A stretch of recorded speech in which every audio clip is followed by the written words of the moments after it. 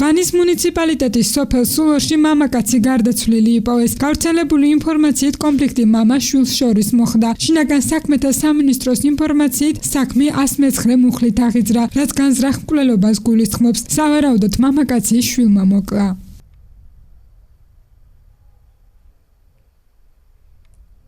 ამ დილაზე დარეკენ მე რაღაცნაირად იქით აგით მეზობლი ბიჭია კი და ასეო არსენიო მოკვდაო დარეკა ვიღაცა მე არ ვარ შემიძლო კი ვიწეკი და ყველა სად ნახეს გარდაცვლილია დიდ ქვაი არის მაგანა ჯვარი არ და იქინო უნახიენ ქვასთან ეგდო ხო იქანა იყო და მე არაფერი არ ვიძე და იქანა იყო ნუ ხახეს ნათქვას წევიდე მე აქედან ყველები წევიდნენ და ნახეს იქინეო და რა ვიცი მერედელ რა მოხდა არაფერი არ ვიცი და ნაცემი იყო თუ რა ჭირსო არაფერი არ ვიცი ისე რას ამბობენ რა შეიძლება ჭირდეს დანტყრული არისო აიქცაო და დანტყრული და სისხლით ესე იგი იქანა იგი ხომა გაზის გაყვანილობა იმაზეა ხელები მონაკიდები ასეო ალბათ ვერ შეძლო მე თუ რა იყო არ ვიცი არაფერი ვერ ვიტყვი და სხეულზე ბევრი დაზიანებები აქვსო ხო არ ვიცი ვერაფერს ვერ ვიტყვი. არა, რას ამბობენ ისე ბევრი დაზიანებები აქვს? დაზიანებული არის თუ სახეზო, მაგრამ როგორც ასეთი წეიქცაო და ვითომ ამის გამოაო და